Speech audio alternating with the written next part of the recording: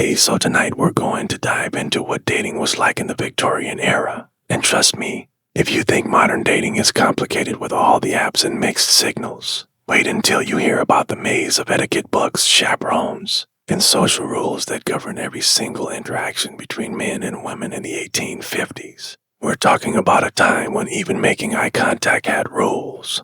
When a lifted hat was basically a text message, and when receiving a gift from the wrong person could ruin your reputation forever. Oh, and if you're enjoying these stories, I'd really appreciate a like or subscribe. Super curious where you're all listening from. So, drop a comment with your location and what time it is there. Always blows my mind how people are falling asleep to this all over the world.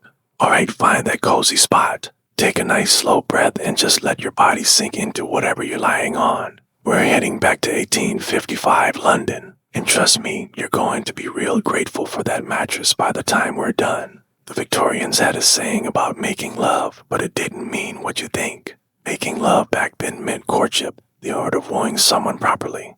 If you wanted to survive the Victorian dating scene, you better know the rules. So, congratulations. Just woke up in May of 1855, right in the heart of London. But not the London you know. This is Queen Victoria's London, where coal smoke hangs thick as fog in the morning air, where horse hooves clatter against cobblestones outside your window, and where the smell is something else entirely. Thames River down the street carries all the waste from 2.5 million people. On warm days like today, that scent drifts right through your bedroom window. Your nose wrinkles involuntarily as you pull the heavy wool blankets up to your chin. Good news is you're 22 years old and from a respectable middle-class family. Your father owns a small but successful haberdashery shop, which means you've got enough money for decent clothes and food, but not enough to be completely idle. The bad news, you're a woman in 1855, which means your entire future hinges on one thing: finding a suitable husband, and the rules for doing that. But as complicated as learning to waltz while juggling teacups. You stretch your legs under the rough cotton sheets, feeling the weight of the heavy quilt pressing down on your chest. There's no central heating in this house, won't be invented for decades. So, every morning starts with the bone-deep chill that seeps through the stone walls your housemaid has already been up since 5 o'clock lighting the coal fires downstairs. And you can hear her heavy footsteps on the wooden stairs as she carries the coal scuttle up to start the fire in your bedroom. Great, that scuttle weighs about 30 pounds when it's full, and she'll carry dozens of them up and down these stairs before the day is done. The bedroom door cracks open and Mary slips in, her arms straining with the weight of the coal. Her hands are already black with soot, and you notice the way she favors her left shoulder, probably strained from all that lifting. She kneels by your fireplace, and you watch her skilled hands arrange the kindling and coal with quick practiced movements. First spark catches, then spreads, and soon there's a small orange glow pushing back against the morning cold. Good morning, Miss, Mary says, wiping her hands on her apron. Your mother says you're to dress properly today. The Weatherbees are calling this afternoon, and they're bringing their son. Your stomach does a little flip. The Weatherbees. You've heard about their son, Thomas, 26 years old, recently returned from India where he worked as a clerk for the East India Company. Your mother has been hinting about this visit for weeks, and you know exactly what it means. This isn't just a social call. This is an inspection. You sit up in bed, feeling the cool air hit your shoulders through your cotton nightgown. The fire is already making the room warmer, but it'll be another hour before the chill really leaves. You watch Mary move around the room, laying out your clothes for the day. Not just any clothes. Your best day dress, the one made of dark blue wool with tiny mother-of-pearl buttons that took your mother 3 months to save up for. Mary, you say, your voice still rough with sleep. What do you know about the Weatherby son? She glances toward the door, then leans closer. Well, miss, I heard tell from their housemaid that he's got all his teeth, which is more than can be said for most gentlemen his age. And she says he doesn't drink over much, though he does have a fondness for cigars. She pauses, arranging your corset on the bed. Of course, he's been in India these past 4 years, so he might have picked up some strange ideas about things. The corset, you look at it with resignation. Every morning, Mary will lace you into this contraption of whale bones and cotton that squeezes your ribs until you can barely breathe properly. It's designed to give you that perfect hourglass silhouette that's fashionable right now, but it also means you'll spend the entire day feeling like someone's got their hands wrapped around your waist, squeezing gently but persistently. You swing your legs out of bed and your bare feet hit the cold wooden floor. The floorboards are wide planks of oak polished smooth by decades of use, and they're always cold no matter how warm the fire gets. You stand up and Mary immediately starts unlacing your nightgown. This is normal. Privacy, as you know, it doesn't really exist for women. Mary has seen you naked thousands of times, and she'll continue to dress and undress you until you marry, which point your husband's valet or your own lady's maid will take over. The chemise goes on first, a thin cotton undergarment that feels like wearing a tea towel, then the corset. Mary positions it around your waist and starts pulling the laces tight. With each tug, your breathing gets a little more shallow. By the time she's finished that, you're taking small, careful breaths from the top of your lungs. Deep breathing is literally impossible in this thing. Not too tight, Mary, you manage to say, though you both know it's already as loose as fashion will allow. Of course not, miss. Your mother specifically said you should be able to speak clearly when the gentleman calls. Next come the layers. First, a bustle pad that ties around your waist, essentially a small pillow that pushes your skirt out behind you in the fashionable bell shape. Then petticoats, 3 of them, each one adding bulk and weight. By the time Mary drops your dress over your head, you're wearing about 15 pounds of fabric. And that's before we even get to the shoes. The shoes are kid leather, soft and buttery to the touch, but completely flat. Heels won't become fashionable for another few decades. They button up the side with tiny pearl buttons that Mary fastens with a special hook. Your feet, encased in cotton stockings, feel secure, but not particularly comfortable. These shoes weren't made for walking long distances. They were made for sitting in parlor and taking short, graceful steps, while Mary pins her hair into the elaborate style that's currently fashionable, parted severely in the middle, then swept back into a low shiny with carefully arranged curls framing your face. You think about what this afternoon might bring. The Weatherby visit is essentially a job interview, except the job is wife and the interview involves sitting in your family's front parlor making polite conversation while both sets of parents watch every word, every gesture, every expression. If Thomas Weatherby finds you suitable, he might ask your father for permission to call on you. If your father agrees, then begins the formal courtship process, which could last anywhere from a few weeks to several months. During this time, you'll never be alone with him. Every conversation will happen under the watchful eye of a chaperone, usually your mother or your maiden Aunt Caroline, who lives with your family and has strong opinions about everything. Mary finishes with your hair and steps back to examine her work. You look at yourself in the small hand mirror on your dressing table. The face staring back at you is pale, fashionably so, since tan skin means you work outdoors like a servant. Your lips are their natural color, since makeup is considered improper for unmarried ladies. Your eyebrows are your own, dark and well-shaped. The overall effect is meant to suggest innocence, modesty, and good breeding. You look lovely, Miss Mary says, and you can tell she means it. Now, shall I bring up your breakfast? Breakfast arrives on a tray. Porridge with a small amount of cream. Toast with butter and tea that's strong enough to strip paint. Porridge is filling but bland. Toast is actually quite good. The bread was baked fresh this morning by the cook, and the tea is exactly what you need to wake up fully. You eat carefully, mindful of your tight corset and the fact that any spill will show on your dark dress. After breakfast, your mother appears in your doorway. At 45, she's still an attractive woman, though the years of childbearing and constant worry about money had etched fine lines around her eyes. She's wearing her second best dress, dark brown wool with black trim, and her hair is arranged in a style similar to yours, but more severe. "Good morning, dear," she says, stepping into her room and closing the door behind her. "We need to have a little talk before this afternoon." You set down your teacup and give her your full attention. These little talks usually contain important information. Now you know why the Weatherbees are coming.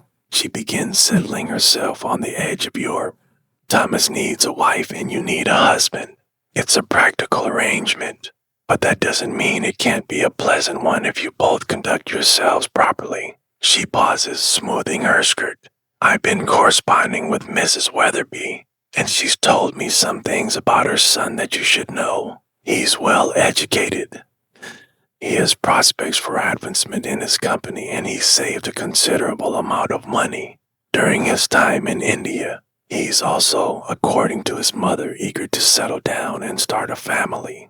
You nod though your stomach is doing nervous little flips. Starting a family. That's a polite way of referring to the physical aspects of marriage that no one ever discusses directly, but that hover over every courtship like a shadow. Now, there are some rules you absolutely must follow this afternoon, your mother continues. First, you must not accept any gifts from him, no matter how small. A gentleman should not be giving gifts to a lady he's not engaged to, and accepting them suggests that you're encouraging his attentions inappropriately. This is straight from the etiquette books that your mother reads religiously.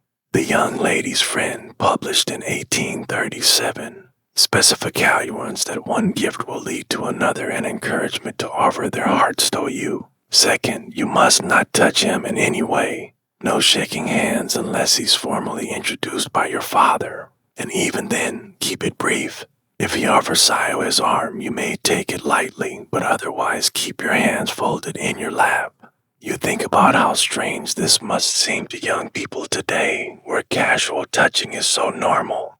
But in 1855, physical contact between unmarried people is serious business. Even engaged couples are limited to holding hands and perhaps exchanging chaste kisses, always under supervision. Third, let him lead the conversation, but don't be afraid to show intelligence. He's been educated, so he'll appreciate a woman who can discuss something beyond the weather. But don't contradict him directly. Even if you disagree, find gentle ways to express different viewpoints. This is a delicate balance. Too much intelligentsia and you risk being seen as unfeminine or threatening. Too little and you might appear boring or stupid. You've been practicing this balancing act your entire life. Finally, your mother says, reaching over to adjust a curl near your ear, remember that he's assessing you as much as you're assessing him. Watch how he treats the servants, how he speaks to your father, how he responds when things didn't go exactly as planned. These small things will tell you much more about his character than his polite parlor conversation. She stands up, brushing imaginary lint from her skirt. Weatherby's will arrive at 3 o'clock precisely. We'll serve tea and the small cakes that cook made yesterday. You'll sit on the settee near the window. The light is flattering there, and I'll sit in the chair nearby. Your father will join us after he's spoken with Mr. Weatherby about business matters. After your mother leaves, you find yourself with several hours to fill before the afternoon's performance. You walk downstairs to the family's small library, really just a room with 2 bookcases and a window seat and select a volume of poetry. It's socially acceptable for young ladies to read poetry, though novels are still considered somewhat questionable. You settle into the window seat and try to concentrate on the verses. But your mind keeps wandering to the afternoon ahead. The house around you is coming to life. You can hear cook banging pots in the kitchen as she prepares the midday meal. The housemaid is sweeping the front steps, a job that has to be done twice daily because of all the coal smoke and horse droppings in the street. Your father is in his study going over the shop's account books. The house smells of coal fire, beeswax polish, and the lavender water your mother uses to freshen the linens. Through the window, you watch the street outside. A milk cart rolls by, the driver calling out his wares in a voice it carries clearly through the glass. 2 ladies walk past, their skirts swaying with each step, their arms linked as they chat. They're both wearing the same style of dress as you, dark colors, full skirts, tight bodices. But you can tell from the quality of the fabric that they come from wealthier families. Behind them walks their maid, carrying their parcels and staying a respectful distance behind. A gentleman on horseback trots past, sitting straight in his saddle, his top hat perfectly positioned. He's wearing a dark coat with tails and light-colored trousers, the standard dated mood fit for men of his class. As he passes your window, he touches the brim of his hat in a polite greeting. Even though he doesn't know you, this is normal. Gentlemen are expected to acknowledge ladies, even strangers, with this small gesture of respect. Then morning passes slowly. You read a few poems, help your mother arrange flowers for the front parlor, and practice a piece on the pianoforte. Playing music is one of the accomplishments expected of young ladies, along with speaking a little French, doing needlework, and being able to sketch passably well. You're not expected to be brilliant at any of these things, just competent enough to demonstrate that you've had a proper education. Lunch is a simple affair: cold meat, bread, cheese, and pickled vegetables. You eat lightly, partly because your corset makes large meals uncomfortable, and partly because you're too nervous to have much appetite. Your mother chatters about neighbors and local gossip, but you can tell she's nervous too. A good marriage for Yao would solve several of the family's financial concerns and secure your future. No pressure. 2:30, your mother declares it's time for final preparations. You go upstairs to check your appearance one more time. Mary has laid out fresh gloves, white cotton ones that button at the wrist, and your small locket, the only jewelry considered appropriate for an unmarried lady receiving visitors. The locket contains a miniature portrait of your grandmother. The rests just below the high neckline of your dress. You practice sitting down gracefully, which is more challenging than it sounds when you're wearing all these layers. The trick is to lower yourself slowly, letting your skirt settle around you in attractive arrangement. Then fold your hands in your lap. Getting up requires pushing down on the arms of the chair and rising smoothly without showing any of the effort involved. 10 minutes before 3, you're stationed in front parlor, sitting on the settee as instructed. Your mother sits nearby in her chair, needlework in her lap to give her hands something to do. Your father stands by the fireplace, checking his pocket watch every few minutes. There smells of beeswax and the fresh flowers your mother arranged this morning. Late afternoon sunlight streams through the windows, and you hope it's as flattering as your mother promised. The clock on the mantel ticks toward 3 o'clock. Each second feels longer than the last. Your palms are slightly damp inside your gloves, and you resist the urge to fidget with your skirt.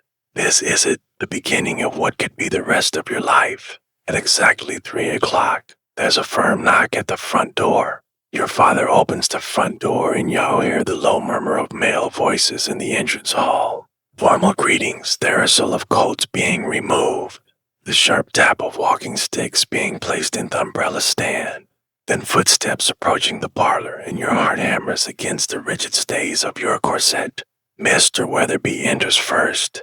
Thomas's father, a distinguished gentleman with silver whiskers and a slight stoop that suggests hours bent over. Account books. Behind him comes Mrs. Weatherby, a round woman in burgundy silk whose jewelry catches the afternoon light. And finally, Timoshenko steps through the doorway. He's taller than you expected, with brown hair parted precisely down the middle, and mutton chop whiskers that frame a lean face. His skin has a golden undertone that speaks of his years in the Indian sun.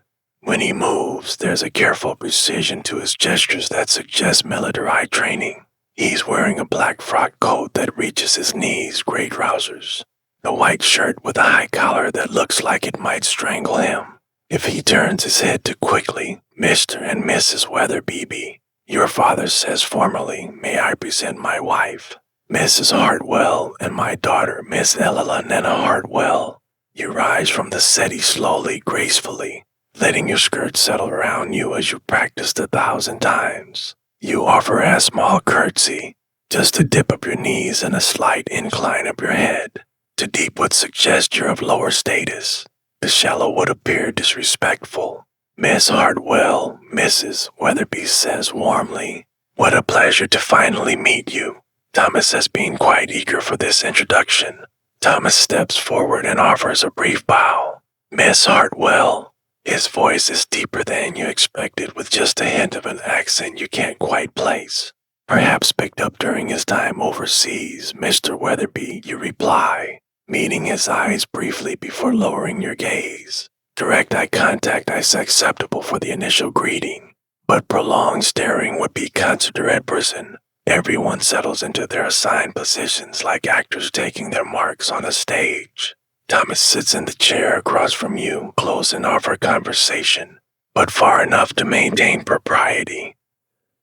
Parents arrange themselves as subtle chaperones, present but attempting to appear absorbed in their own discussion about mutual acquaintances and local news. I trust your journey from India was pleasant, you venture, since it's acceptable for ladies to ask about travel. Indeed, though rather lengthy, Thomas replies. 3 months aboard ship provides ample time for reflection. I found myself quite ready to return to English soil and English society. He pauses and you catch something in his tone, perhaps relief, perhaps something else. The climate there can be challenging for those of us unaccustomed to such intensity. You nod sympathetically, though you've never been farther from London than Brighton. I imagine the heat must be quite overwhelming. We complain when our summers reach 70, quite so. In Bombay, we often saw temperatures above 100 with humidity that made the very air feel thick as soup. He shifts in his chair and you notice how he unconsciously loosens his collar just slightly. I confess I developed a great appreciation for English rain during my time away. This draws a small smile from you, a genuine, not the practiced parlor smile your mother taught you. Rain is certainly something we have in abundance. Conversation continues in this careful dance. Thomas tells you about the markets in Bombay, the exotic fruits he learned to enjoy, the challenge of managing clerks who spoke a dozen different languages. You share your own much smaller experiences, the books you've been reading, the music you've been practicing, your observations about life in London. Each topic is safe, appropriate, designed to reveal character without venturing into anything too personal. But you're also watching Haim as your mother advised. When Mary enters to serve tea, you notice how Thomas nods stolidly to her, a small acknowledgement that many gentlemen of his class wouldn't bother with. When your father makes a joke about the weather, Thomas laughs. Not the forced chuckle of social obligation, but genuine amusement that reaches his eyes. When Mrs. Weatherby accidentally knocks over her teacup, sending hot liquid splashing across the small table, Thomas immediately rises to help, producing a clean handkerchief without being asked. Oh, how clumsy of me, Mrs. Weatherby flutters, dabbing at the spill. Not at all, your mother soothes while Mary quickly appears with a cloth to clean up the mess. These things happen, but you've noticed something else. When the cup clattered to the floor, Thomas flinched. Just a normal startle response, but something deeper. His hands tensed for just a moment, and his eyes darted toward the door as if assessing an exit route. It lasted only seconds before he regained his composure, but you filed the observation away. Something about sudden loud noise affects him more than it should. The formal portion of the visit lasts exactly 1 hour as etiquette demands. Any shorter would suggest disinterest. Any longer would be presumptuous. As the Weatherbys prepare to leave, Thomas requests a brief word with your father. A conversation that takes place in the hallway, just out of earshot, but visible to everyone in the parlor. Through the doorway, you watch your father nod several times. Thomas gestures occasionally as he speaks, his hands moving with that same careful pressure you noticed earlier. After perhaps 5 minutes, they shake hands. Your father's expression suggests the conversation went well. Miss Hartwell, Thomas says, returning to the parlor with your father's permission. I would be honored to call on you again, perhaps Sunday afternoon, if that would be agreeable. Your heart does a little skip. This is it, the formal beginning of courtship. That would be very pleasant, Murdoch Weatherby, after they leave. Your mother immediately begins the post-visit analysis. Well, he seems quite respectable, she says, settling back into her chair. Good posture, clean fingernails, polite to the servants. And did you notice how he helped when he spilled the tea? Shows consideration. Your father joins the discussion. He saved quite a respectable sum during his time in India. He reports now to establish a household without requiring assistance from either family, and his prospects with the company appear sound. You're thinking about that moment when the teacup fell, a both careful way Thomas moved. about the slight tightness around his eyes when he spoke of the challenging climate in India. There are layers here that the formal courtship process isn't to seek net or reveal. Sunday arrives with unseasonable warmth for late May. You're dressed in your second-best gown, pale green cotton with tiny white flowers, a color that your mother says brings out your eyes. This time there's no corset crisis, no nervous breakfast. You're beginning to understand the rhythm of these visits. Thomas arrives precisely at 2 o'clock carrying a small bouquet of flowers. Acceptable because flowers are temporary and modest, unlike jewelry or books, which might suggest a serious intent. He's dressed more casually today in a brown coat and lighter trousers, and he seems more relaxed. "Miss Hartwell," he says, offering the flowers with a slight bow. "I noticed these growing in my mother's garden and thought you might enjoy them.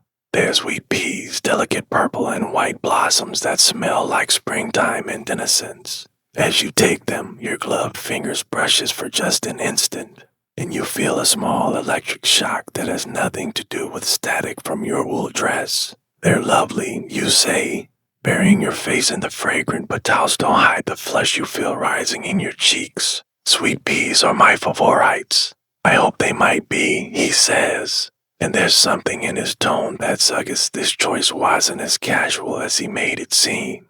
This visit feels different from the first. With the initial formalities out of the way, conversation flows more naturally. Thomas tells you about his childhood. Growing up as the youngest of 4 sons, always trying to prove himself worthy of attention. You share stories about your education, the small school you attended, where you learned French and drawing and enough mathematics to manage household accounts. "I confess," Thomas says during a lull in the conversation, "I find London quite overwhelming after 4 years in smaller communities. The noise, the crowds, the pace of everything. Sometimes I wonder if I've forgotten how to be properly English." There's a vulnerability in this admission that surprises you. Gentlemen aren't supposed to express uncertainty or weakness. Yet he is acknowledging that the transition home hasn't been as smooth as expected. Perhaps you say carefully, it's not about being properly English, but about finding your own way of being English. 4 years is a long time. You've had experiences that most of us can't imagine. He looks at you with something approaching surprise, as if he hadn't expected such understanding. "You're very perceptive, Miss Hartwell." Over the following weeks, Sunday visits become routine. Thomas calls every Sunday at 2 o'clock, staying for exactly the prescribed hour. Sometimes you sit in the parlor, sometimes you walk in the small garden behind your house, always with your mother or Aunt Caroline within sight. The conversations grow deeper, more personal, though still bounded by the limits of propriety. You learn that Thomas has nightmares sometimes. He mentions this obliquely when explaining why he often looks tired on Monday mornings. You discover that he writes poetry, though he's too embarrassed to share any with you. He tells you about the strange foods he learned to enjoy in India, the festivals he witnessed, the complexity of managing business relationships across cultural divides. In return, you share your own carefully guarded thoughts, your frustration with limits placed on women's education, your secret ambition to travel to see places beyond London's borders, your love of novels, though you're careful not to mention the more scandalous ones you borrow from your friend Catherine. During your 4th Sunday visit, Thomas makes a request that sends your pulse racing. "Miss Hartwell," he says, glancing toward where your mother sits with her needlework, "that you might consent to accompany me to the exhibition at the Crystal Palace next Saturday, with proper chaperonage. Naturally, this is significant. Attending a public event together represents a new level of courtship, a semi-public declaration that you're officially keeping company." Mother's needle pauses in her embroidery as she waits for your response. "I would be delighted," you say, trying to keep your voice steady despite the flutter of excitement in your chest. The Crystal Palace, rebuilt in South London after the Great Exhibition of 1851, represents everything modern and exciting about this Victorian age. The building itself is a marvel of iron and glass rising from Sydenham Hill, like a fairy tale palace made of light and air. Inside there are gardens, fountains, exhibits from around the world, and enough wonders to fill days of exploration. Saturday arrives bright and clear. You're dressed in your absolute best, a dress of deep blue silk that took your mother 6 months to save for with a matching jacket, a small hat adorned with ribbons. Your gloves are a pristine white kid leather, and you carry a small beaded reticule that contains your handkerchief smelling salts and avu coins. Thomas arrives with a hired carriage, an open landau that will allow for proper supervision while providing the adventure of traveling. Together, Aunt Caroline, selected as chaperone for her stern demeanor and eagle eyes, settles herself in the facing seat. She's wearing her most forbidding expression and her sharpest hat, the one with the feathers that seem to point accusingly at anyone who might consider impropriety. Drive through London is an adventure in itself. The streets teem with traffic, carriages, omnibuses, carts, and riders on horseback, all competing for space on roads that were never designed for such volume. Street vendors school out their wares. Fresh flowers, penny a bunch, hot pies, meat pies, sweep your chimneys, soot away. Thomas points out landmarks as you pass them. The new Houses of Parliament with their Gothic towers. Westminster Abbey with its ancient stones blackened by coal smoke. The bridges spanning the Temperature barges heavy with goods wait their turn at the docks. The river itself is thick with traffic. Steamboats belching black smoke. Sailing ships with their forest of masts, and the constant parade of smaller craft flinging goods across the murky water. As you travel south of the river, the character of the neighborhoods changes. Gone are the grand squares and elegant terraces of central London. Here, the houses are smaller, crowded closer together, and their smells of industrial smoke mixed with something less pleasant. Tinned-off smell that comes from too many people living into small a space, with inadequate sanitation. But then you climb Sydenham Hill and suddenly the Crystal Palaceres. Before you like something from a dream, the enormous structure catches the afternoon light and throws it back in 1,000 brilliant sparkles. Gardens stretch in all directions, filled with exotic plants and elaborate flower beds that form intricate patterns. When viewed from the palace's elevated terraces, it's magnificent. You breathe, forgetting for a moment to be properly reserved. Indeed it is, Thomas agrees, offering you his arm as you step down from that carriage. Though I confess it reminds me a bit of some of the palaces I saw in India. There's Victorian confidence in iron and glass and human ingenuity. Inside the palace, you're immediately overwhelmed by the scale and variety of everything. The central nave stretches seemingly forever, filled with fountains and exotic plants that tower overhead. There are exhibits on every conceivable subject, the latest industrial machinery, collections of butterflies from around the world, displays of native crafts from the far reaches of the British Empire, and artistic installations that blend science with beauty. Thomas guides you throughout the crowds with careful attention to your comfort. When the press of people becomes too thick, it steers you toward quieter loves. When you pause to examine a particular entreaty's display, he waits patiently without hurrying you along. When Aunt Caroline declares herself in need of refreshment, he immediately locates a tea room where she can rest her feet during this respite. While Aunt Caroline is occupied with her tea and skin, Thomas leans slightly closer and speaks in a voice only you can hear. Miss Hartwell, I hope you won't think me presumptuous, but I find myself growing quite attached to these Saturday excursions into your company. Your heart stops, then starts again at double speed. This is approaching the territory of declarations of serious intent. You glance quickly at Aunt Caroline, but is absorbed in her methodical destruction of a currant scone. I have enjoyed them as well, you say quietly, your voice barely above a whisper. I had hoped, he begins, then stops himself. That is, I wonder if you might consider. But perhaps this is not the proper venue for such discussions. You understand perfectly. He's testing the waters, approaching the question of engagement without actually asking it yet. According to all the rules, such conversation should happen first with your father, then with you, and certainly not in a public tea room with your aunt 3 feet away. Perhaps you say carefully, such discussions might be more appropriately held in a more private setting. The look that passes between you carries enough electricity to power the palace's new gas lights. He understands that you're not rejecting his implied suit, merely suggesting proper protocol. Relief and something deeper. Anticipation, affection flicker across his features. The rest of the afternoon passes in a happy blur. You admire tropical birds whose feathers shimmer with colors that have no names.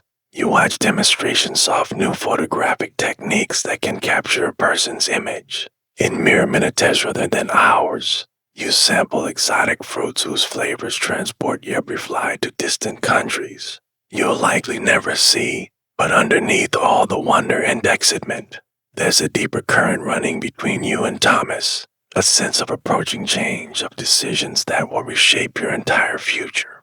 By the time you return home as the sun sets over London's smoky skyline, you know that everything is about to shift. Tuesday evening arrives with a thunderstorm that rattles the windows and sends sheets of rain hammering again into the glass. You're in the parlor with your mother working on embroidery by lamplight when the front doorbell rings. It's past 8 o'clock, far too late for social calls. So when Mary appears in doorway looking flustered, you know something significant is happening. Begging your pardon, ma'am, Mary says to your mother, but Mr. Thomas Weatherby's at the door. Says he needs to speak with the master urgently. Your mother's eyebrows rise nearly to her hairline. Your father appears from his study, newspaper still in hand, looking at Qualla puzzled. Through the parlor window, you can see Thomas's hired carriage waiting in the rain. The horse stampings impatiently as water streams from its mane. Show him into the study, your father says after a moment's consideration. Ella Nena, you and your mother remain here. But of course, you strain to hear every sound from across the hall. The murmur of male voices, serious and low, your father's occasional indeed, and Thomas's longer responses that you can't quite make out. Conversation lasts nearly 20 minutes, an eternity. When you're sitting with your embroidery hoop forgotten in your lap, your heart beating fast enough to make the cameo brooch on your collar tremble. Finally, footsteps approach the parlor. Your father enters alone, but his expression gives everything away before he speaks. Elenina, he says, and there's satisfaction in his voice mixed with something that might be relief. Mr. Weatherby has asked for permission to pay his addresses to you. I have given my consent. The embroidery hoop slides from your nerveless fingers and hits the floor with a soft thud. This is it. Thomas wants to marry you. For 6 weeks off careful courtship, he's ready to make it official. He wishes to speak with you tomorrow afternoon. Your father continues. I told him to call at 2 o'clock. Your mother will be present naturally, but he'll be permitted to make his proposal directly to you. Your mother lets out a little squeak of excitement that she immediately tries to suppress. Ella Nena, we must decide what you'll wear, and we should have cook prepare something special. And perhaps we should move the good china from the cabinet to mother, you interrupt gently, though your own excitement is making your hands shake slightly. Perhaps Westhout see what he has to say first. But you already know what Thomas will say. The question isn't whether he'll propose. It's whether you're truly ready to accept him. Marriage in 1855 isn't like stepping into a relationship you can leave if things don't work out. Once you say yes, your legal existence essentially disappears. Your property becomes his property. Your money becomes his money. Even your children, if you outbehave them, belong legally to him rather than to you. Yet, what choice do you really have?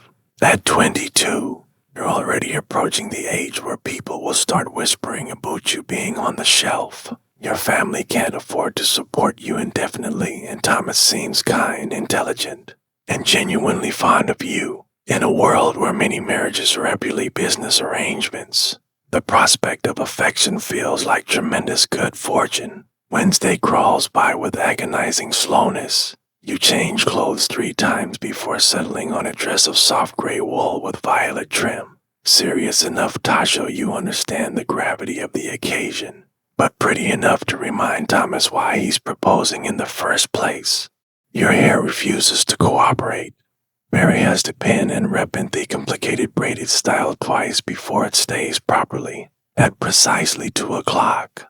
Thomas arrives carrying a small velvet box that makes your stomach perform acrobatics. He's wearing his best black coat and a fresh white shirt with a collar so stiff it looks like it might cut his throat if he turns his head wrong. His hands are shaking just lightly as he removes his gloves.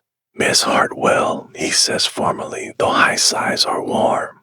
"Mrs. Hartwell," he nods to your mother, who has positioned Ursula in the corner chair with her needlework, close enough to supervise, but far enough to provide the illusion of privacy. You sit on the edge of the settee, your back straight, your hands folded in your lap.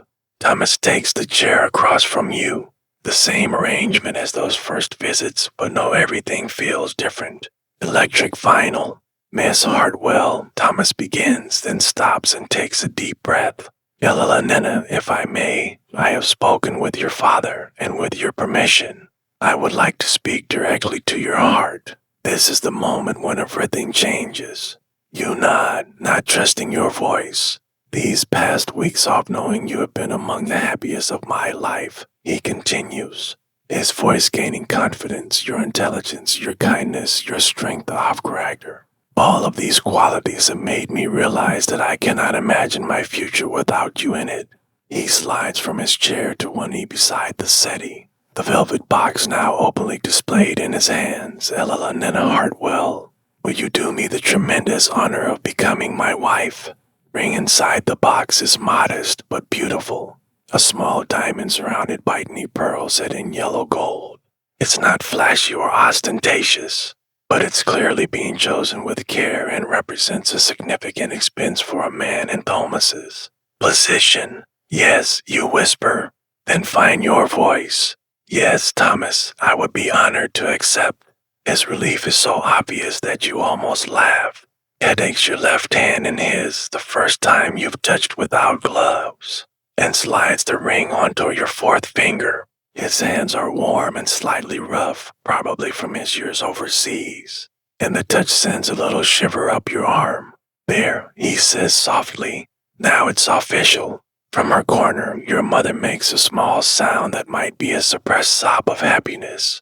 When you look over, she's dabbing at her eyes with her handkerchief while trying to appear absorbed in her embroidery. The rest of the visit passes in a blur of practical discussions. The engagement will be announced in next Sunday's paper. The wedding will take place in 6 months, giving you time to prepare a trousseau and Thomas time to secure appropriate housing. He's found a small house in Kensington, 3 bedrooms, a proper kitchen, and a tiny garden that will be available to rent come autumn. "No, it's not grand," Thomas says, his voice slightly apologetic, but it's respectful. "It's near enough to my office that I can walk to work in good weather." It sounds perfect, you assure him, and you mean it. The idea of having your own household, your own space to arrange a sigh of please feels like the most luxurious thing imaginable. After Thomas leaves, your mother immediately begins what she calls engagement planning. Lists appear of her night. What needs to be purchased? What needs to be sewn? Which relatives need to be informed? The next few months will be a whirlwind of preparation unlike anything you've experienced.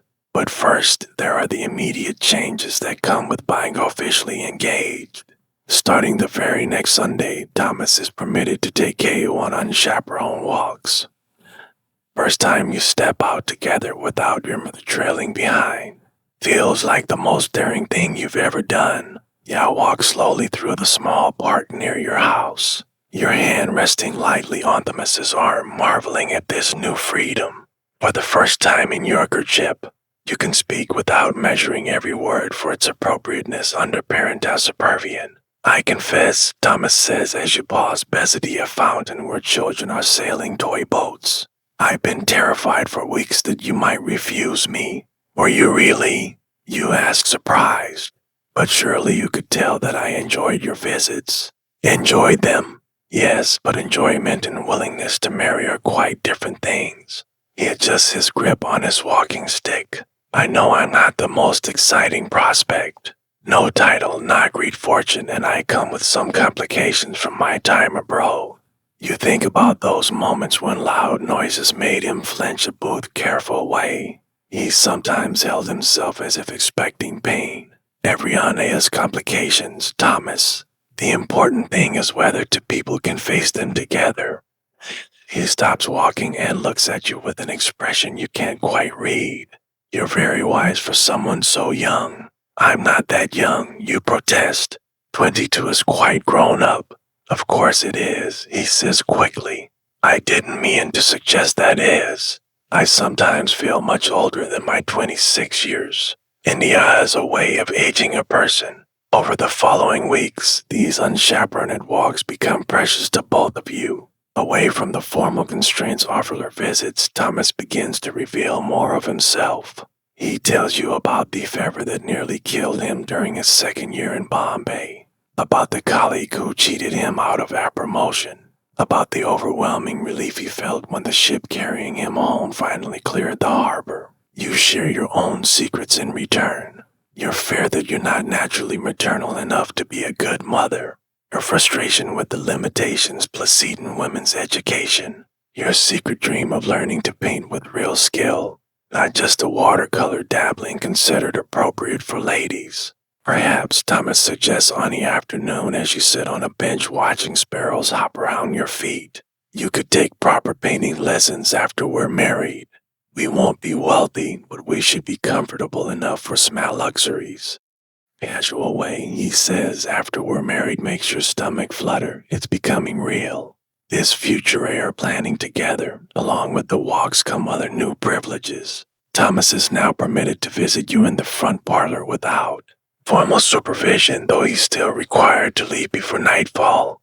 During these visits, you're allowed to hold hands, a simple intimacy that feels revolutionary after months of careful distance. The first time Thomas takes your hand in yours, you're sitting on the settee looking through a book of engravings. He's brought to show you scenes from India, his fingers intertwined with yours, warm and slightly calloused, and you're amazed by how natural it feels. Is this proper? You ask, though you make no move to pull away. Perfectly proper for an engaged couple, he assures you, though I admit it feels rather scandalous after all those weeks of keeping my hands to myself. You laugh, and the sound seems to surprise both of you. It's been a long time since you've laughed freely in Thomas's presence. Most of your interactions have been so careful, so measured. But engagement has brought a new ease to your relationship. The letters start arriving the very week of your engagement, according to Victorian tradition. Engaged couples are expected to write to each other regularly, especially when separated by business or family obligations. Thomas's work requires him to travel to the company's offices in Manchester for a week, and suddenly you're learning to express your feelings in paper. My dear Lala Nena, his first letter begins, I have been gone only 2 days, yet I find myself missing our conversations more than I anticipated. Manchester is a busy city full of the noise and smoke of industry, but I confess I would trade all its bustling energy for another quiet walk through your neighborhood. Park. You spend an entire evening crafting your response, filling 3 pages with your own careful handwriting. You tell him about the books you're reading, the change your mother is making to the house in preparation for the wedding, the small daily details that seem meaningful when shared with someone who cares about them. These letters become the foundation of your depending relationship. In writing, Thomas is more eloquent than in person, less constrained by the formal requirements of polite conversation. He writes about his hopes for your marriage, his plans for the house in Kensington, his gradual adjustment to English life after his years abroad. You discover that you to express yourself more freely in writing. You tell him about your fears as well as sire hopes, your questions about what married life will actually entail, your excitement about having a home of your own to manage. The gift exchanges begin in earnest as, well, beyond the engagement ring, Thomas presents you with a small locket containing his photograph, a formal portrait showing him in his best coat, looking serious and slightly younger than his actual age. You reciprocate with your own photograph taken at a studio in town, wearing your best dress and your most composed expression. But the most intimate gift is yet to come. On a rainy Thursday afternoon in July, Thomas appears at your door carrying a small wrapped package. This is rather unconventional, he says, looking slightly embarrassed as he hands it to you, but I thought you might appreciate it. Inside the package is a leather-bound journal, its pages blank and waiting. But what makes it special is the inscription on the first page written in Thomas's careful script. For Lelena to record all the thoughts too precious for ordinary conversation, you run your fingers over the smooth leather cover, touched by the thoughtfulness of the gift. It's beautiful, Thomas. Thank you. I have one just like it, he admits.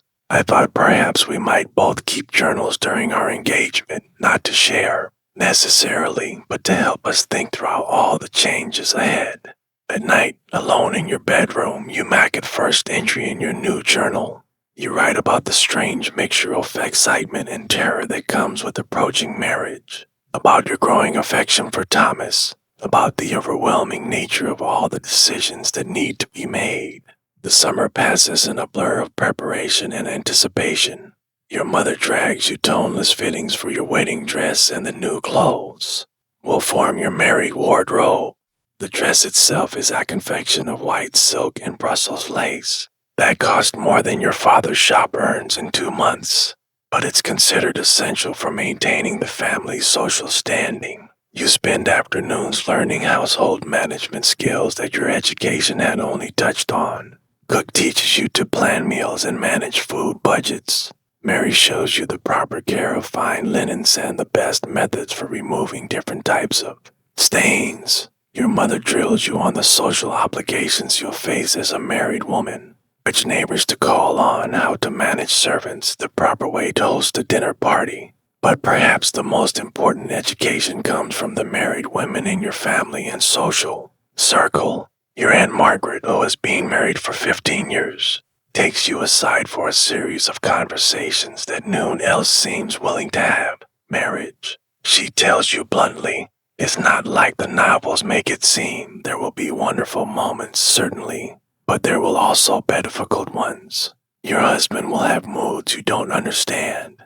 You'll have days when you wonder what you've gotten yourself into. The important thing is to remember that building a life together takes time and patience. She pauses, studying your face, and Ella Nena. There are aspects of married life that no one discusses directly, but that you need to understand. The physical aspects. Your face burns with embarrassment, but you force yourself to listen as Aunt Margaret explains in careful euphemisms what will be expected of you as a wife. It's not the romantic picture painted by the poetry you've read, but it's practical information you desperately need. As summer turns to autumn, your wedding date approaches with alarming speed.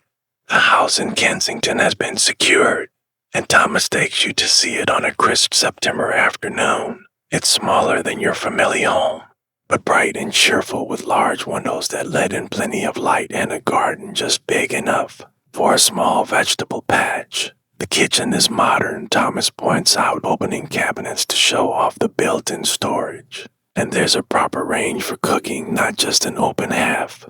You run your hands over the wooden countertops, imagining yourself preparing meals here, managing your own household. It's thrilling and terrifying in equal measure.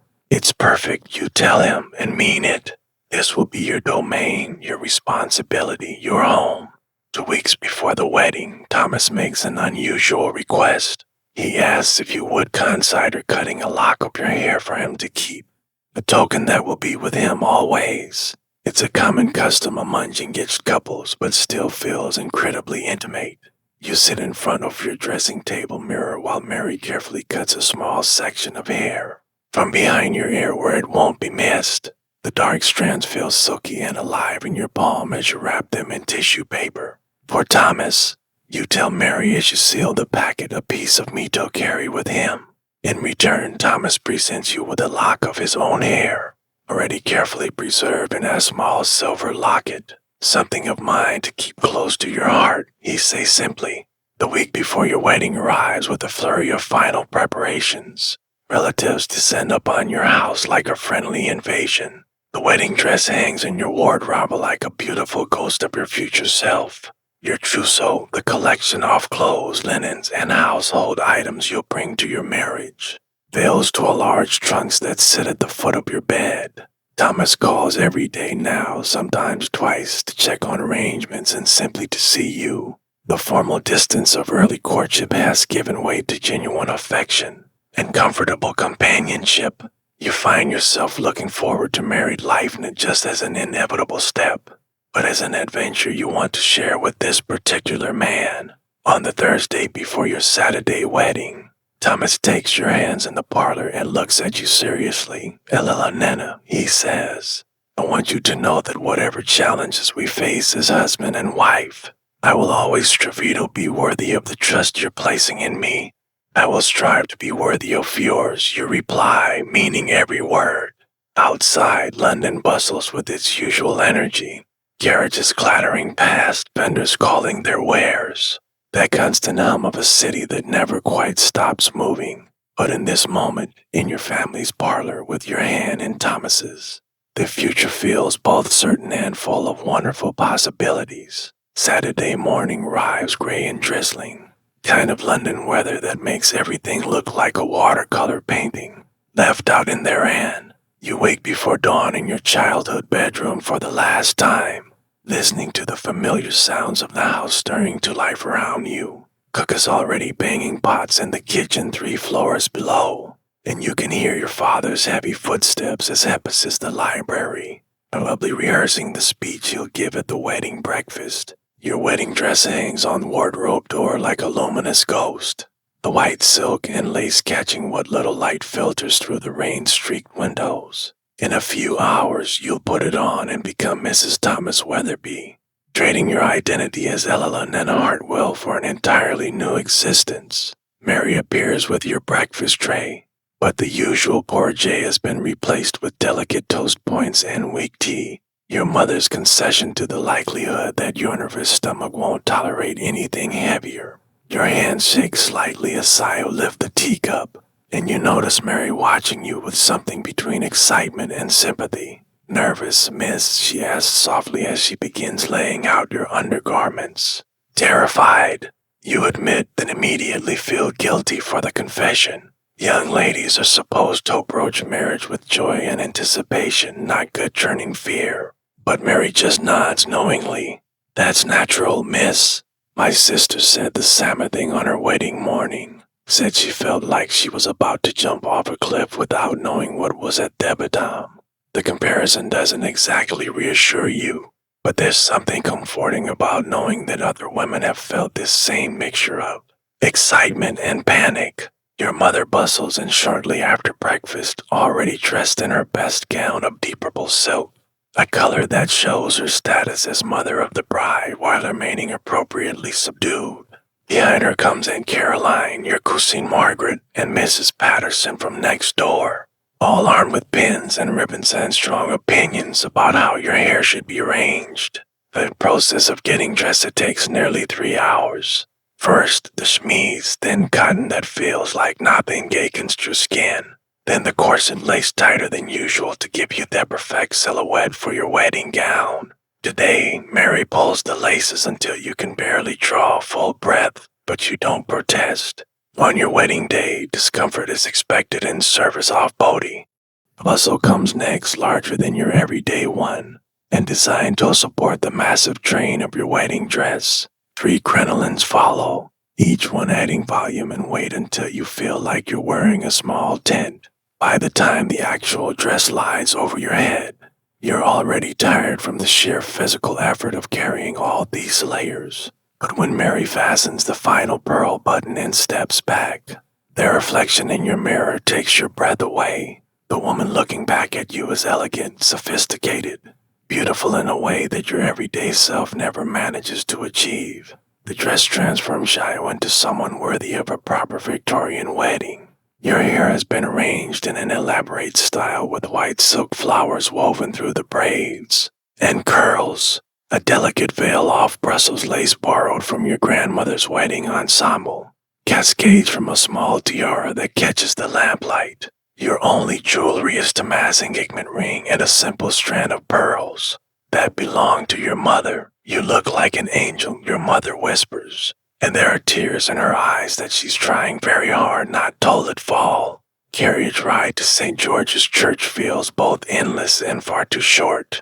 Your father sits beside you, unusually silent, occasionally erring over to pat your gloved hand. Through the rain-spattered windows, y'all watch London go about its Saturday business. Street vendors still calling their wares, children dodging puddles. Constant flow of life that will continue exactly as before. Even though your entire world is about to change, the church looms ahead.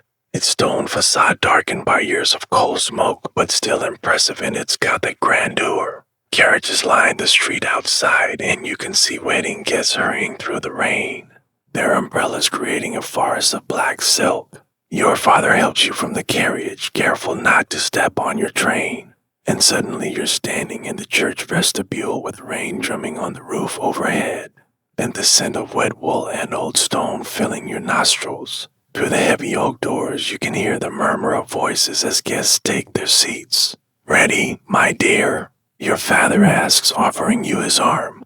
You nod, not trusting your voice, and the doors swing open. The church is full. More people than you expected.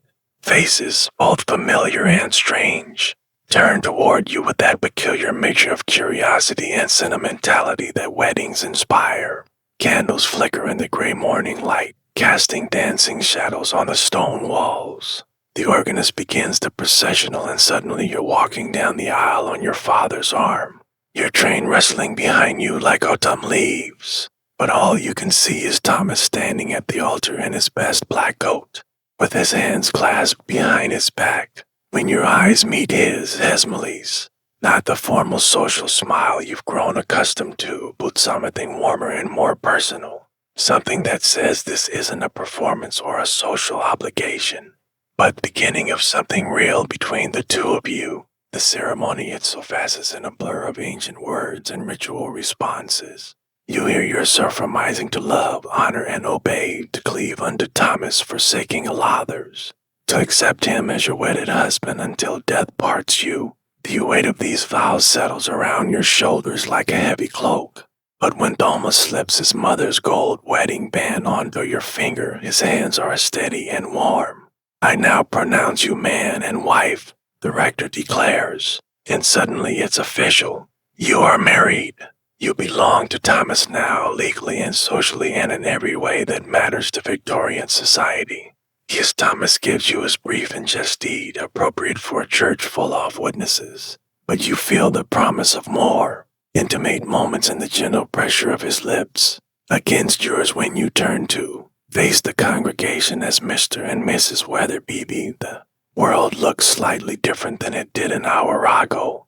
The wedding breakfast takes place at your family home, which is being transformed for the occasion. The dining room table groans under the weight of an elaborate feast. Roasted fowl ham glazed with honey, fresh bread still warm from the oven, jellies and custards, and a 3-tiered cake decorated with sugar flowers that look almost real enough to smell. But you can barely eat between the tight corset and the nervous energy that hasn't left you since morning. You sip champagne, a rare luxury that makes your head feel light and floaty, and smile until your cheeks ache as guests offer congratulations and advice. Uncle William, slightly red-faced from his own encounters with the champagne, insists on giving an impromptu speech about the sanctity of marriage and the duties of wives. Aunt Margaret regales you with stories about the early days of her own marriage, most of which involve domestic disasters and misunderstandings that seem hilarious in retrospect, but probably weren't at the time. Thomas stays close to your side throughout their reception, occasionally touching your hand or murmuring reassurances. When these social obligations become overwhelming, you notice how he deflects the more intrusive questions about your wedding trip and future plans, protecting your privacy even in the midst of celebration. As the afternoon wears on and the guests begin to drift away, the reality of what comes next starts to settle in. Tonight, you'll sleep in your new home as Thomas's wife. physical intimacies that Aunt Margaret alluded to in her careful conversations will become reality. The abstract concept of marriage will transform into daily domestic life with this man you've known for only a few months. By 5 o'clock, the last of the guests have departed, leaving behind a house that looks like a party battlefield. Empty glasses, crumpled napkins, chairs pushed askew. Your mother is out redirecting the servants and cleaning up, but her eyes keep drifting to you with a mixture of pride and something that might be worry. Time to change into your traveling dress, she says gently. Then suddenly your throat feels tight with unshed tears. The traveling dress is practical dark green wool, with a matching jacket designed for the carriage ride to your new home and the beginning of your new life. As Mary unlaces your wedding gown for the last time, you feel like you're shedding one identity and stepping into another. Your father loads your trunks into Thomas's hired carriage while your mother fuses over final details. Do you have your gloves, your reticule, the small bag of personal items you'll need for tonight? Each question feels loaded with meaning you're not quite ready to examine. The goodbyes are harder than you expected. Parents stand on different steps, your mother crying openly now, your father attempting stoic dignity but not quite succeeding. This house has been your entire world for 22 years, and now you're leaving it forever. Write to us soon, your mother calls as the carriage pulls away. And remember what I told you about being a good wife. Thomas takes your hand as the familiar streets of your childhood disappear behind you. Are you all right? He asks softly. I think so, you say, though you're not entirely sure. It's just everything is different now. Yes, he agrees. But different can be good, can't it? The house in Kensington looks smaller than you remembered, but welcoming in the early evening light. Smoke rises from the chimney, suggesting that Mrs. Davies, the housekeeper Thomas hired, has been preparing for your arrival. The front garden is tidy with late-blooming roses that smell sweet despite the earlier rain. Thomas helps you from the carriage, and you notice how carefully he guides you up the front steps, as if you might break. The front door opens before you reach it, revealing Mrs. Davies, a comfortable-looking woman in her 50s with graying hair and kind eyes. Welcome home, Mrs. Weatherby, she says, and the title sounds strange in your ears. You Remmers, Weatherby now. Nina Hartwell no longer exists. The house has been prepared for your arrival with obvious care. Fresh flowers in the front parlor, a fire burning cheerfully in the grate. The scent of something delicious coming from the kitchen. Mrs. Davies leads you through rooms that are now yours to arrange and manage, explaining the household routine she's established and asking about your preferences for meals and daily schedules. Your bedroom, yours and Thomas's now, overlooks the small back garden. The bed is larger than the one in your childhood room with a white coverlet that looks crisp and inviting. Your trunks have already been delivered and sit waiting to be unpacked, full of the trousseau items you've spent months accumulating. Thomas hovers in the doorway, suddenly seeming as nervous as I feel. I'll leave you to that as Mrs. Davies has prepared dinner for 7 o'clock if that suits you. After he leaves, you sink into the small chair by the window and finally allow yourself to feel the full weight of the day. You are married. You are in your own home. Tonight, you will share that bed with a man who was essentially a stranger 6 months ago. Mrs. Davies appears with a tea tray and offers to help you unpack, but you find yourself craving a few minutes of solitude to process everything that's happened. She seems to understand, bustling away with promises to call you when dinner is ready. Dinner is served in the small dining room by candlelight. Just you and Thomas at opposite ends of a table that feels both intimate and formal. Mrs. Davies has prepared roasted chicken with vegetables from Vagerden, and everything tastes wonderful even though your appetite hasn't quite returned.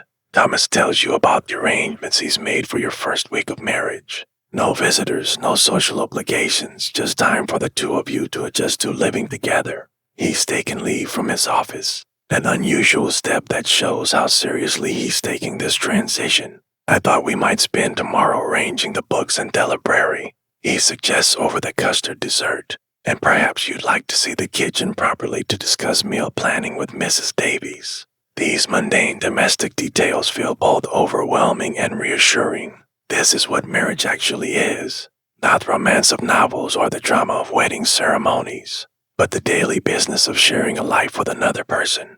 After dinner, you sit together in the parlor, Thomas reading aloud from the evening paper while you attempt to focus on your embroidery.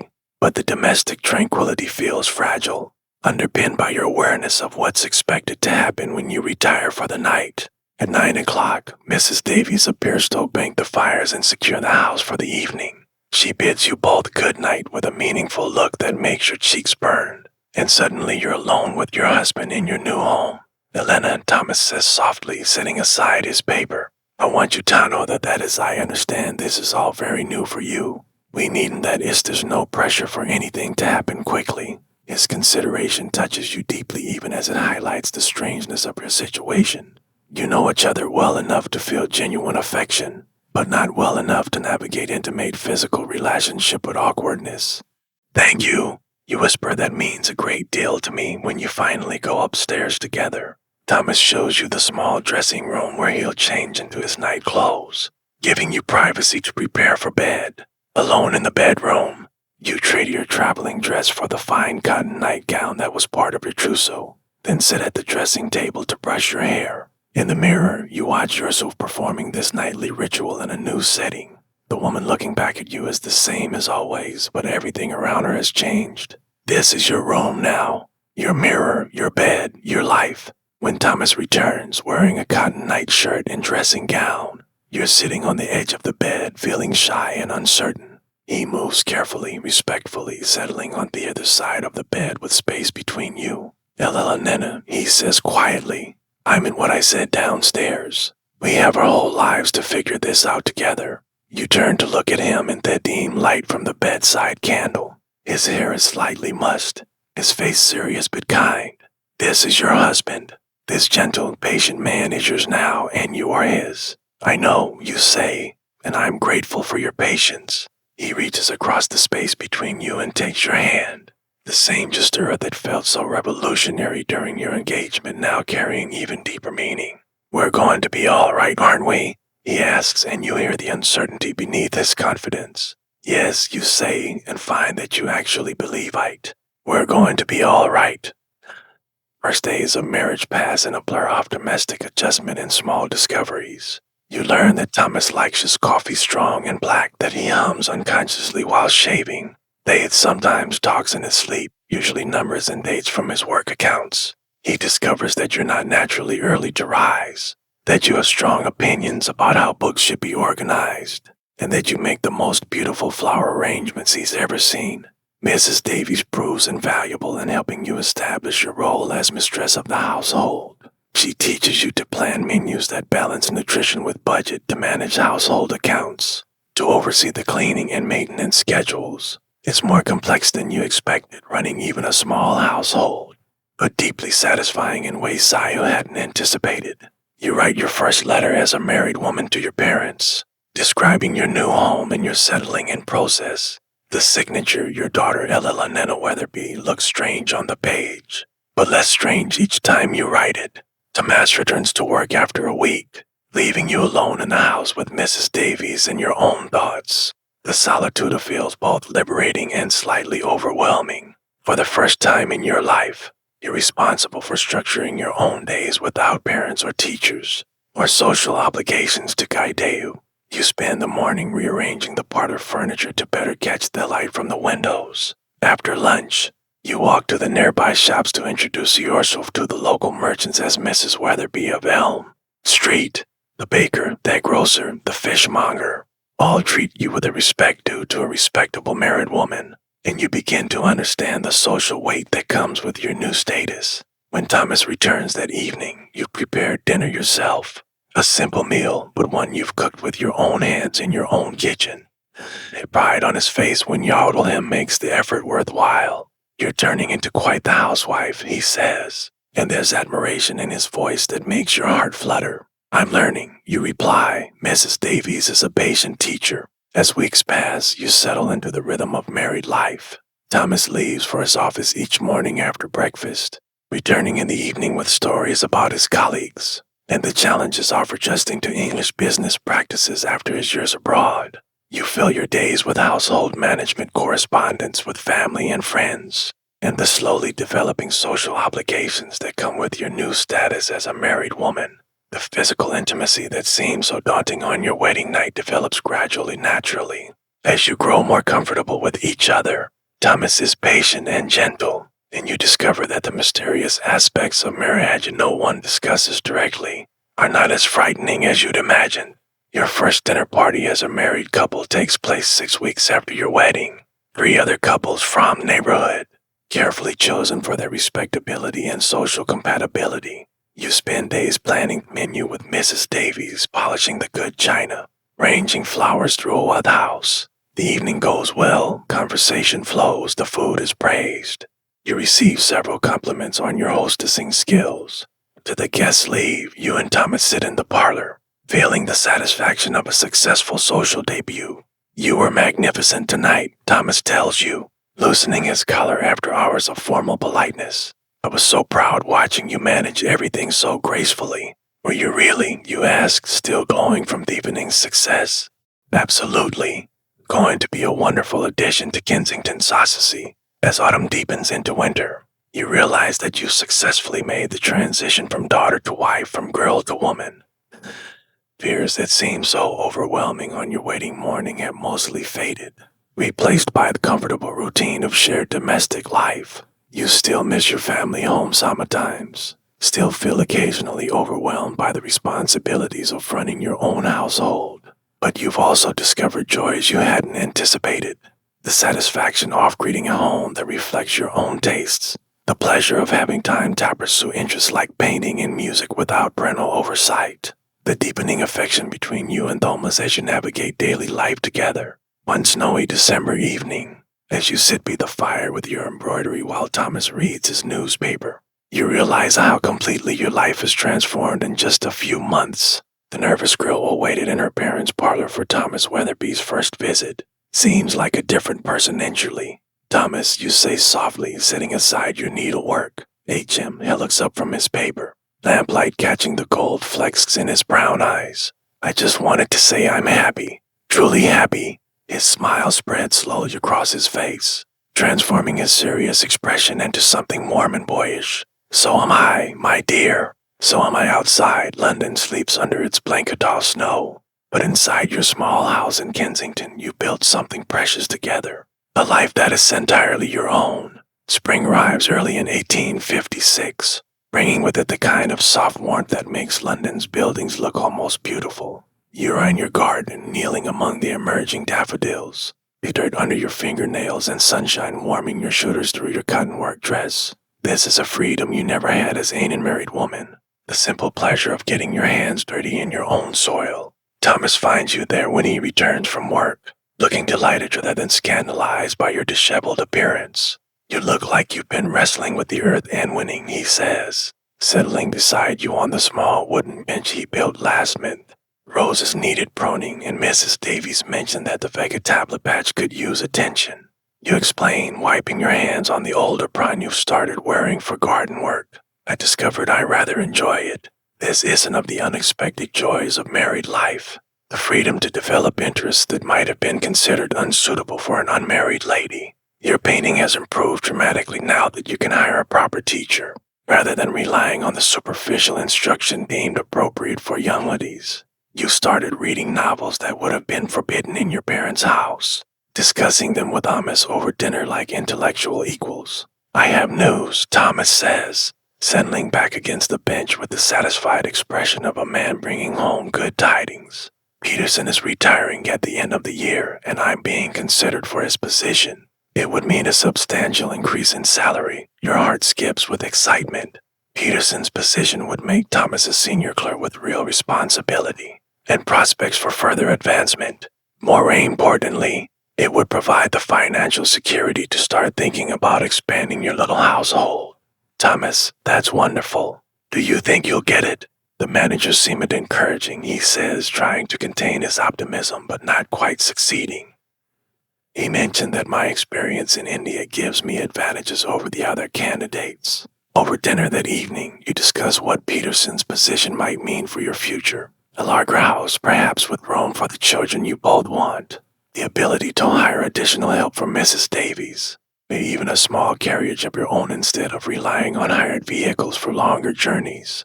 But you've also learned to appreciate what you already have. The intimacy of your small house where every room holds memories you've created together. The satisfaction of managing your own domestic world.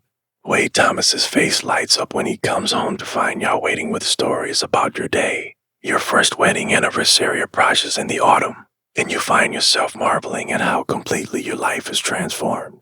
The nerve-house bride who could barely breathe in her wedding corset has evolved into a confident woman who runs her household with skill, maintains her own social connections, and has learned to navigate the physical and emotional complexities of marriage with growing ease. The anniversary celebration is quietly perfect.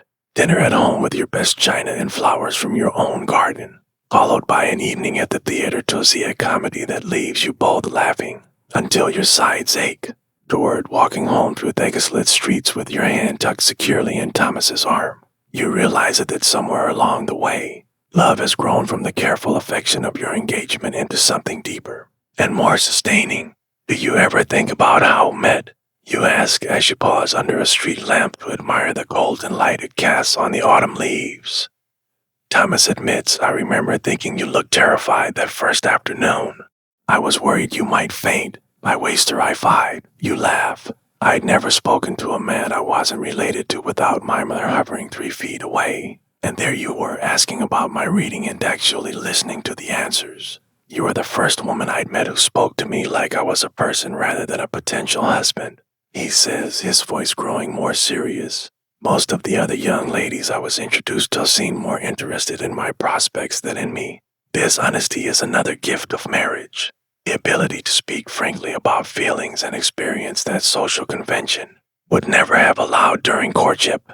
You've learned that Thomas sometimes still wakes from nightmares about his time in India. Faith occasionally struggles with melancholy during London's gray winter months. He's discovered that you have a quick temper when truly provoked, that you can be stubbornly independent about household decisions, and that you sometimes cry over novels even when you know the characters aren't real.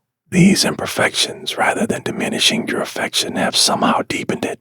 Love, you've learned, isn't the dramatic passion of romance novels, but the steady comfort of being truly known by another person.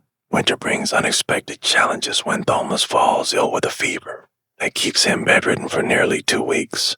For the first time, you experience the fear that comes with genuine partnership, the terrifying realization that your happiness depends on another person's well-being.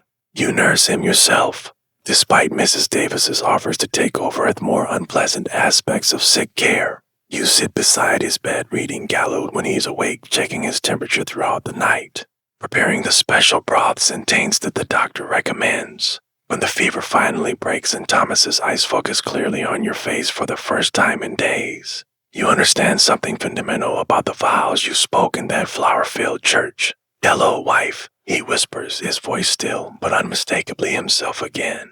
Hello, husband, you reply, and the relief in your voice surprises you both.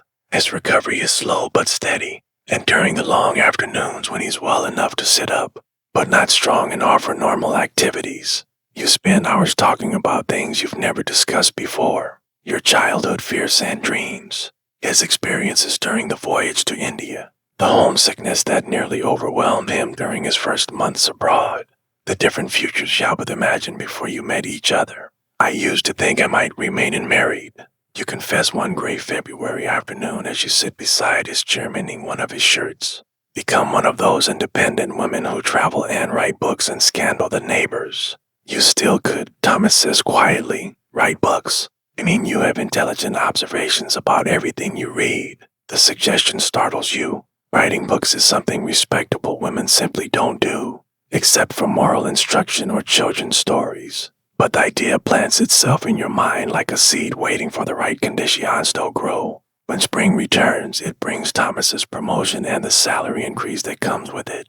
You celebrate by taking a week's holiday in Brighton, your first trip together since your wedding. The seaside town is fashionable with couples your age, and you enjoy the novelty of being tourist together, exploring the pier and the shops, walking along the beach where the Etiquette stretches endlessly toward France.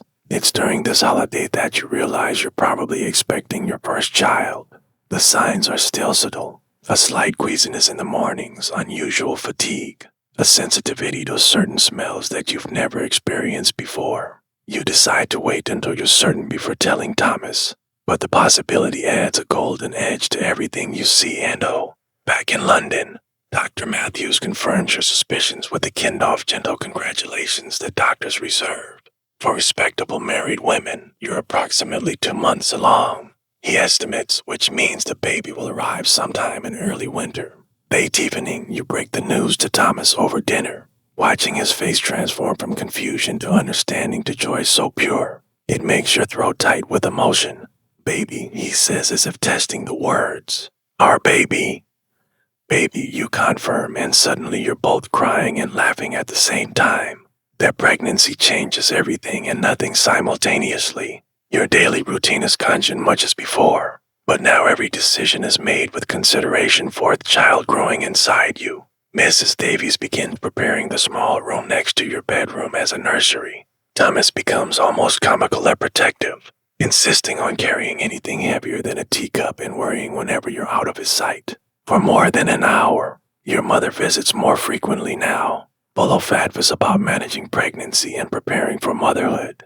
Some of it is helpful. Some of it consists of old wives' tales that Mrs. Davies quietly contradicts, but you appreciate that connection to the generations of women who have navigated this mysterious transformation before you.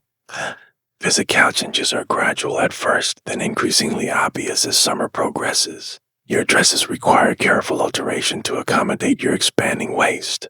You develop strange cravings for foods you've never particularly enjoyed, and sudden aversions to smells that never bothered you before. The exhaustion of early pregnancy gives way to a period of remarkable energy followed by the increasing unwieldiness of your final months. Thomas adapts to each stage with patient consideration.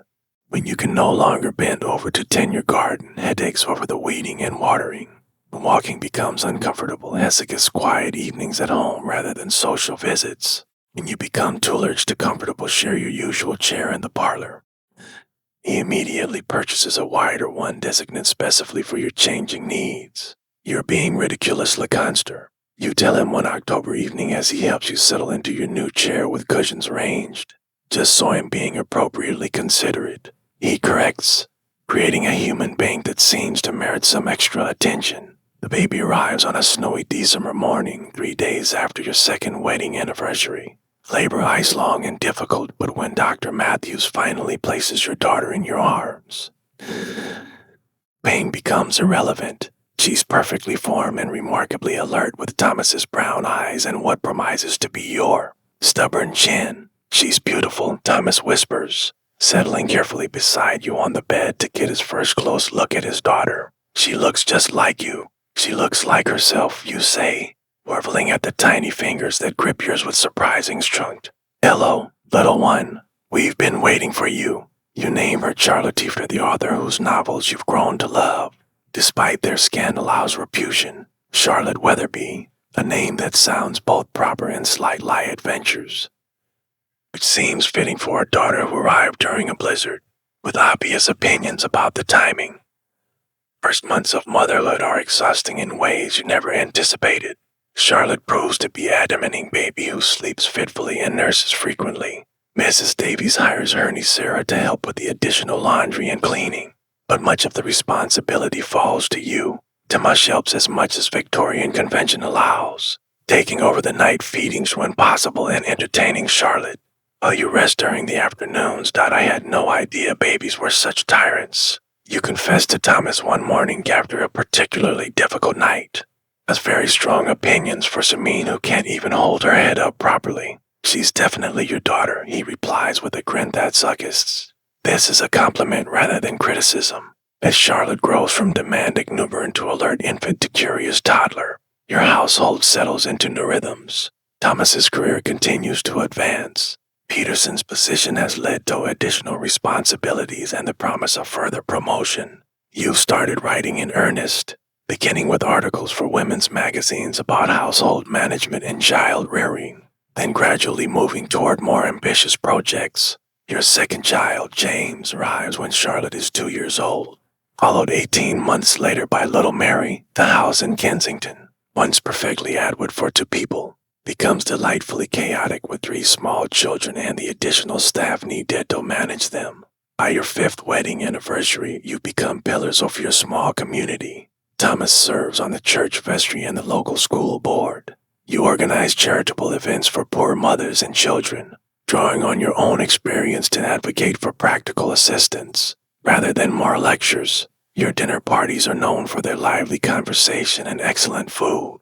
And young couples often seek your advice about the early challenges of marriage. One evening in late spring, as you're putting Charlotte to bed while Thomas reads to the younger children in the nursery next door, she asks a question that takes you by surprise. "Mama, how did you know Papa was the right person to marry?"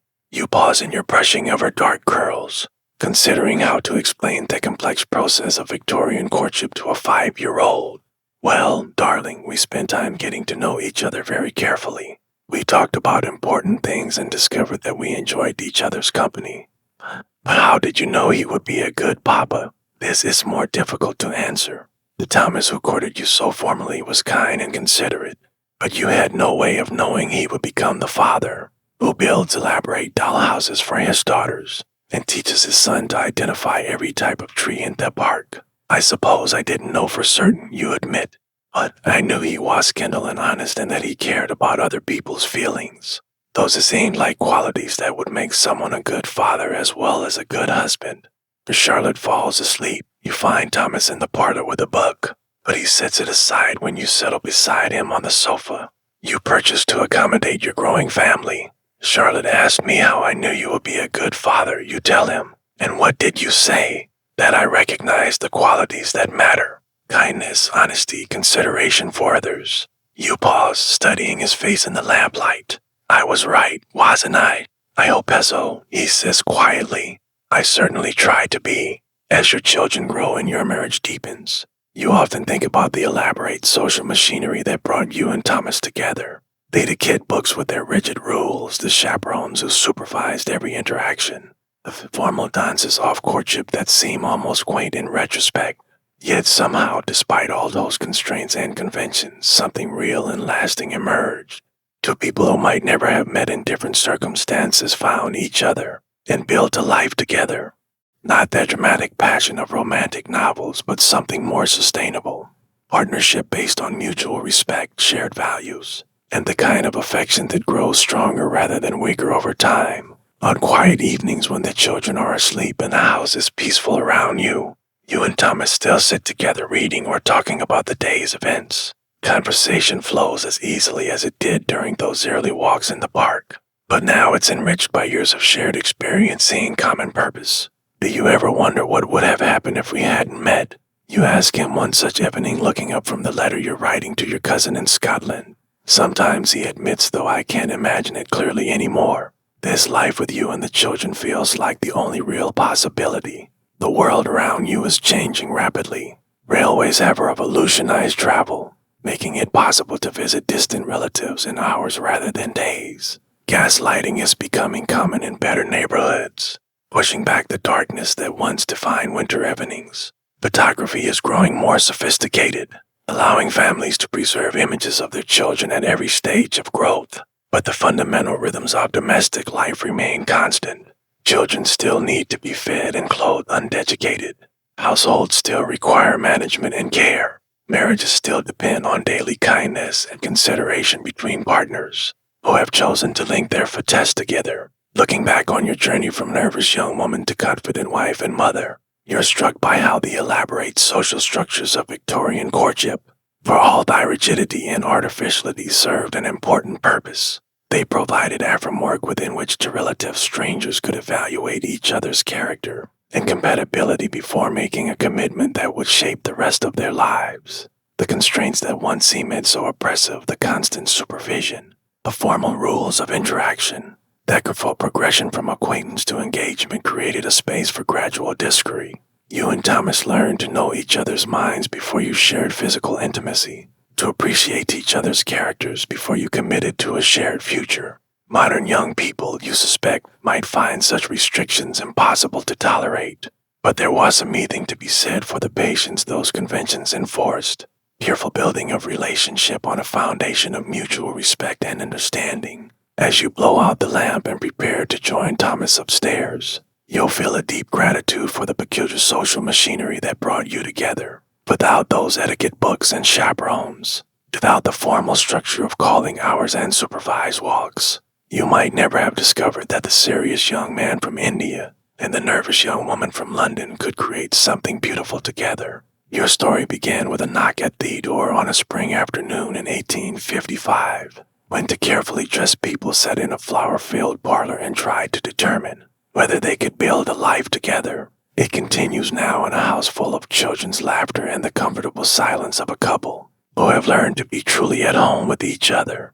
Victorian-Era, with all its rigid propriety and elaborate social rules, created the framework in which love could grow slowly and surely like roses carefully tended in a walled garden. And sometimes, just sometimes, that patient cultivation produced something rare and lasting. Partnership that could weather the storms of illness and change, the challenges of parenthood and responsibility, the simple daily work of caring for another person's happiness as carefully as your own. In the end, that's what dating was like in the Victorian era, not the spontaneous passion of modern romance, but something more deliberate and perhaps more durable. A careful dance that allowed to people to discover whether they could trust each other, with their futures, their dreams, and their deep hopes for happiness. As you drift towards sleep in the bed you've shared for 7 years now, Thomas is breathing steady beside you and the house quiet around your sleeping children. You understand that you've been part of something larger than your individual story. You've participated in only of humanity's most enduring endeavors. The ancient dance of courtship and commitment played out according to the particular rules of your time and place.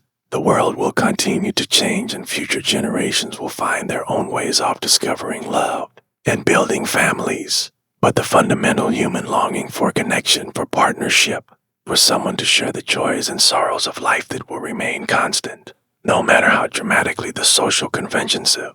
And maybe, just maybe, there was wisdom in taking time, in moving slowly, in building love on a foundation of friendship and respect rather than passion alone. Maybe the Victorians, for all their restrictions and formalities, understood something important about the patient work of creating lasting happiness with another human being. The last thing you remember before sleep claims you is Thomas's hand finding yours across the space between your pillows, a gesture that has become me as natural as breathing after all these years of marriage. Tomorrow will bring its own challenges and pleasures, but tonight you rest in the security of knowing that you've chosen well, that the careful dance of Victorian courtship will you to exactly where you belong.